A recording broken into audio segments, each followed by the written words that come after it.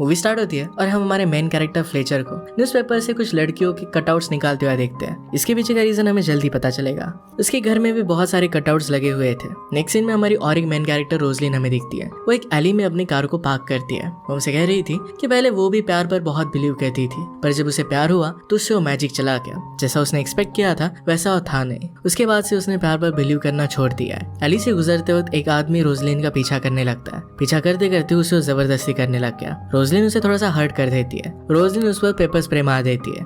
इस बात की वजह से वो गुस्सा हो जाता है और उसे शूट करने वाला था। उसी मोमेंट पर एली से एक कार गुजर रही थी, उसे टकरा जाती है। कार ड्राइवर वहां से भाग जाता है और वो आदमी बहुत ही ज्यादा इंजर्ड हो गया था। रोजलिन उसे देखती तो अब भी वो ब्रीथ कर रहा था। वो फिर उससे अपना पर्स लेकर वहां से चली जाती है। पैरेलल में हम देखते हैं कि ये जो भी हुआ था ये सब कुछ फ्लेचर को दिख रहा था। ये सब उसके लिए एक विजन की तरह था। वो फिर अपने पास के एक बार में जाती है। वहां पर उसने पुलिस को कॉल कर दिया और बता दिया कि एली में एक आदमी बहुत ज्यादा इंजर्ड है। ये सारी विजन फ्लेचर को दिखने के बाद उसे बहुत अच्छा लगता है। अपने न्यूज़पेपर कटआउट से फिर से एक लड़की का चेहरा बनाने की कोशिश कर रहा था। वो रोजलिन को विजुअलाइज करने का ट्राई करता है। ये सही से बन नहीं पाता। उसे लगता है कि शायद रोजलिन चाइनीज है। इसके बाद हम देखते हैं कि रोजलिन अपने फ्रेंड के साथ एक आदमी को मिलने के लिए आई हुई थी। वो आदमी एक लड़की के साथ था। रोजलिन की फ्रेंड और वो लड़की चली जाती है तो आदमी रोजलिन के साथ फ्लर्ट करने लग गया। रोजलिन कहती है कि इन सब चीजों में मैं इंटरेस्टेड नहीं हूँ। इसके बाद वो घर पर आके सुबह होने पर फ्लेचर को एक वर्ड याद आता है। उसका नाम था फॉर्मोसा। उसे लगा कि रोजलिन फॉर्मोसा ताइवान में है और वहां पर जाने का वो प्लान करने लग गया। उसे पत्थरों से आर्ट बनाना बहुत अच्छा लगता था तो इसका आर्ट बनाकर रोजलिन का फोटो अंदर रखता है। रोजलिन को हमेशा सपना आता है कि एक छोटी सी लड़की है। इसके बाद नेक्स्ट सीन में हम फ्लेचर को ट्रम्पेट बजाता हुआ देखते हैं। उसके साथ उसकी ग्रैंड मदर भी थी जिनका नाम था आइडा। आइडा फ्लेचर से कहती है कि तुम जरा अलग लग रहे हो। वो गेस कर लेती है कि फ्लेचर किसी लड़की को लाइक करता है। फ्लेचर कहता है कि अब तक मुझे उसका नाम नहीं याद। ग्रैंड मदर उसे पूछती है कि क्या तुम्हें भी विजन आया था। एक्चुअल में उनकी फैमिली के हर एक आदमी को अपनी वाइफ का विजन आता है। पैरेलल में रोजलिन कल जिस आदमी को मिली थी उसी के साथ लंच के लिए आई हुई थी। वो पूछता है कि क्या तुम कलेक्ट करते हो। रोजलिन कहती कि नहीं, मुझे सिर्फ उसे अप्रिशिएट करना अच्छा लगता है। पैरेलल में हम फ्लेचर को आइडा के साथ देखते हैं। उससे कहती कि तुम्हारे फादर को भी विजन हुआ था। तुम्हारी मदर कार में थी तो उसके पीछे पीछे वो भागते चले गए। उन्हें तुम्हारी मदर की बर्थ मार्क के बारे में भी ऑलरेडी पता था। वो उससे कभी भी मिले नहीं थे पर फिर भी उसके बारे में बहुत कुछ जानते थे। फ्लेचर पहले इन बातों पर बिलीव करना छोड़ चुका था पर अब उसे भी विजन आ चुकी है तो फिर से इस पर बिलीव कर रहा है। उसने रोजलिन के जो पिक्चर्स बनाए ये अपनी ग्रैंड मदर को दिखाता है। लंच के वक्त रोजलिन उस आदमी से कहती है कि अब मुझे जाना पड़ेगा। मेरे कार्स के ब्रेक खराब हो गए थे, उसे रिपेयर करने के लिए मैंने उसे रखा हुआ है। वो आदमी उसे कहता है कि वहां तक मैं तुम्हें छोड़ सकता हूँ। रोजलिन कहती है कि तुम आ सकते हो। वहां पर एक बहुत ही अच्छी आर्ट गैलरी है जो मेरी फेवरेट है। उसकी पेंटिंग्स में तुम्हें दिखाऊंगी। इसके लिए वो बहुत ही एक्साइटेड था। नेक्स्ट सीन में हम फ्लेचर को देखते हैं जो अपने फ्रेंड्स के साथ मिलकर पपेट शो कर रहा है। वो एक स्ट्रीट परफॉर्मर था। वो अपने फ्रेंड्स को बताता है कि जिस लड़की से मैं शादी करूंगा मैं उसे देख पाया हूँ और उसी को पाने के लिए अब वो ताइवान जा रहा है।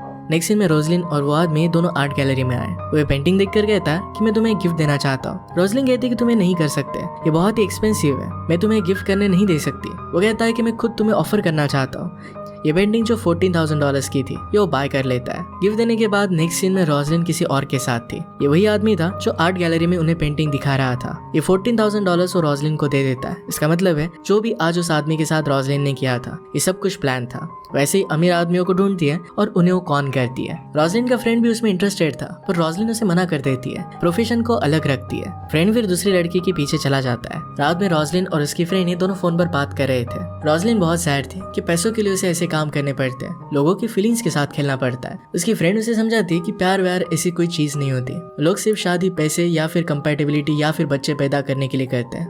एक्चुअल में प्यार के लिए कोई भी शादी नहीं करता। जिन लोगों को भी हम फंसा रहे हैं वो हमेशा इस चीज को डिजर्व करते हैं। रोजलिन को इस तरीके से सोचना अच्छा नहीं लगता। अगले दिन रोजलिन को जिसने पेंटिंग गिफ्ट की थी वो उसके घर पर आता है। वो दोनों डेट पर जाने वाले थे पर रोजलिन उसे कहती है कि आज मेरी तबीयत बहुत खराब है, इसी वजह से हम घर पर ही रहते हैं, कुछ ऑर्डर करेंगे और एक दूसरे के साथ टाइम स्पेंड करेंगे। ये आइडिया उसे बहुत अच्छा लगता है। वो इसके करीब आने लग गया। रोजलिन से कहती है कि आज मेरी जरा तबीयत खराब है, मेरा सर भी दुख रहा है, मेरे लिए बेडरूम में जाकर एक पिल लेकर आओ। वो आदमी बेडरूम में जाता है और वहां पर देखता है तो बहुत सारे ब्राउशर्स पड़े थे। ये एड्स ट्रीटमेंट के ब्राउशर्स थे। वहां पर ऑक्सीजन मास्क भी देखता है। उसे लगता है कि रोजलिन को एड्स है। इस बात से वो बहुत डर गया था। वो रोजलिन के पास वापस आता है। रोजलिन कहती है कि तुम बहुत ही अच्छे आदमी हो।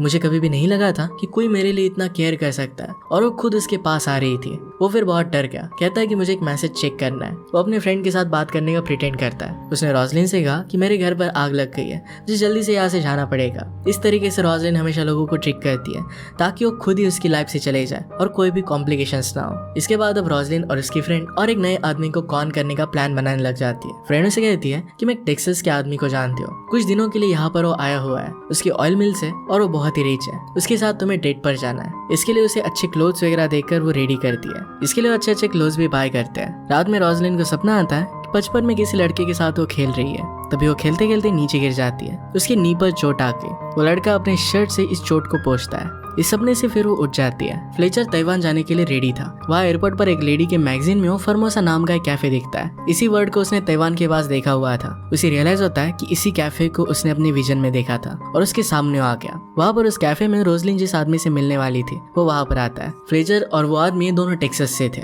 एक दूसरे से बात करते हैं और फिर वो आदमी कहीं जाकर बैठ जाता है। फ्लेचर वहाँ के वेटर को रोजलिन की फोटो दिखा रहा था पर उसे नहीं जानता था। नेक्स्ट मोमेंट पर ही रोजलिन उसके पास आकर बैठ जाती है। फ्लेचर रोजलिन को घूर रहा था तो उसे पूछती है कि क्या मैं तुम्हें जानती हूँ। फ्लेचर कहता है कि मैं तुम्हें जानता हूँ। रोजलिन कहती है कि यहाँ पर मैं किसी से मिलने वाली थी, क्या तुम वही हो, क्या तुम टेक्सास से हो। फ्लेचर इस पर हाँ कहता है। वो दोनों बात करने लग गए। फ्लेचर कहता है कि मेरे लिए बहुत ही अजीब है। रोजलिन कहती है कि तुम इस टाउन में थे और इसी वजह से तुम्हारे साथ ड्रिंक लेने के लिए मैं आके, इस पर ज्यादा सोचो मत। वो फिर कहती है कि मुझे जाना पड़ेगा, मुझे कुछ काम है। फ्लेचर कहता है कि थोड़े टाइम के लिए मेरे साथ रुक जाओ। इसके बाद दोनों वॉक लेते हैं। फ्लेचर रोजलिन का हाथ अपने हाथों में लेता है और इसे इस ब्यूटीफुल ट्री को और स्काई को देखने के लिए कहता है। रोजलिन उसे अपने बारे में बताती है। वो कहती है कि मैं एक आर्टिस्ट हूँ। वो अपने प्रोजेक्ट सीक्रेट रखना चाहती थी और इसी वजह से वो दिखाना नहीं चाहती। वैसे भी अपने कॉन में उसे एक्चुअल में पिक्चर से कुछ करना आता नहीं है। फ्लेचर उसे कहता है कि मैं भी एक आर्टिस्ट हूँ। वो फिर उसके हाथ पर पत्थर रखकर एक बहुत अच्छी डिजाइन बनाता है। वो कहता है कि इसमें तुम जो भी देखना चाहती हो देख सकती हो। इसके बाद उसे तोड़ देता है। कहता है कि सारी अच्छी चीजें हमेशा के लिए ऐसी नहीं रह सकती। अचानक से एक डॉग उन पर बाग करने लग गया। रोजलिन उस वजह से नीचे गिर जाती है। उसे नी पर चोट आई थी। इसे फ्लेचर अपने शर्ट से पोंछ देता है। यही रोजलिन के सपने में उसके फ्रेंड ने किया था। ये देखकर वो बहुत ही सरप्राइज्ड हो जाती है। उसे पूछती है कि तुमने ऐसा क्यों किया। वो फिर वहां से चली गई। रात में फ्लेचर अपनी ग्रैंड मदर से बात कर रहा था। ग्रैंड मदर पूछती है क्या वो तुम्हें लाइक करती है। फ्लेचर ने कहा कि मुझे अब तक पता नहीं है। रात में रोजलिन फ्लेचर के बारे में ही सोच रही थी। फ्लेचर फिर रात में रोजलिन को कॉल करता है। कहता है कि आज जो हुआ था इसके बारे में हमें बात करना चाहिए। रोजलिन कहती है कि मैं मेरे फ्रेंड के साथ बार में जा रही हूँ, तुम वहां पर आ सकते हो। रोजलिन के कॉन में हेल्प करने वाला ये वही फ्रेंड था। उसे जब पता चलता है कि फ्लेचर टेक्सास से है तो उसका मजाक उड़ाता है। उसे टेक्सास अच्छा नहीं लगता था। रोजलिन ड्रिंक लेने के लिए गई तो फ्रेंड कहता है कि रोजलिन एक बहुत ही अच्छी आर्टिस्ट है पर वो बहुत ही प्राइवेट है, अपना काम किसी को भी नहीं दिखाती। रोजलिन ड्रिंक लेकर वापस आई।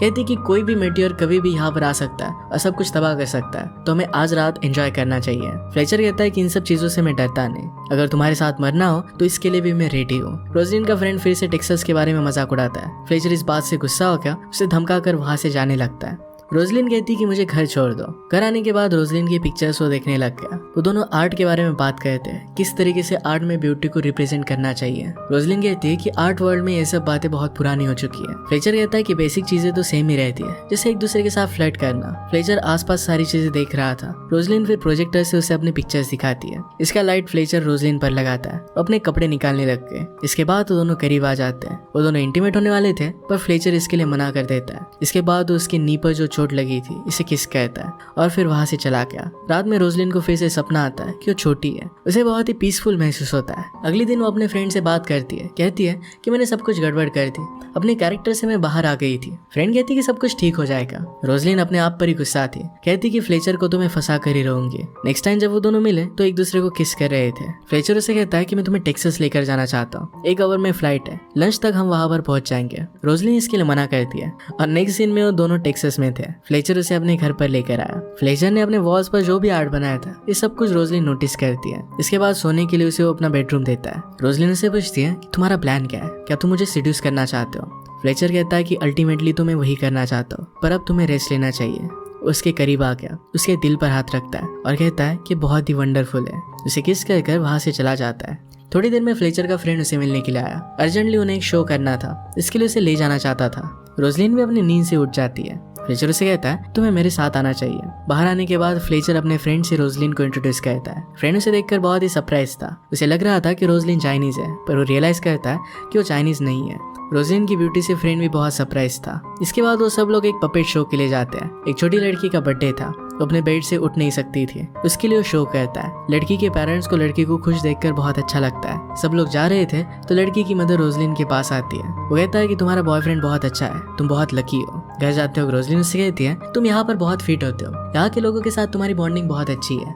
उसने कहा कि मुझे अपनी सिटी दिखाओ, तुम्हें क्या अच्छा लगता है, तुम्हारा फेवरेट प्लेस क्या है। फ्लेचर फिर उसे एक चर्च की जगह पर लेकर आया। वो कहता है कि यहाँ की विंडो मुझे बहुत पसंद है, इसके पीछे एक स्टोरी है। रोजलिन उसे स्टोरी बताने के लिए कहती है। वो कहता है कि जिस आदमी को ये विंडो क्रिएट करने का काम दिया गया था उसे चर्च की एक लड़की से प्यार हो गया था। उनका प्यार कंप्लीट हो पाता इससे पहले ही वह लड़की बीमार पड़ गई और उसकी डेथ हो गई। अपनी प्यार की निशानी बनाने के लिए फिर उस आदमी ने सिर्फ इसी विंडो पर काम किया। सालों तक इसे वो परफेक्ट करता रहा। रोजलिन को ये बात बहुत सैड लगती है कि वो दोनों एक दूसरे से मिल नहीं पाए। फ्लेचर कहता है कि एटलीस्ट दूर से ही तो सही, पर वो एक दूसरे से प्यार तो कर पाए। पपेट शो में जो लड़की बेड पर थी उसके बारे में रोजलिन फ्लेचर से पूछती है। फ्लेचर कहता है कि उसे बीमारी है, उसके बाद जीने के लिए अब थोड़े से ही दिन है।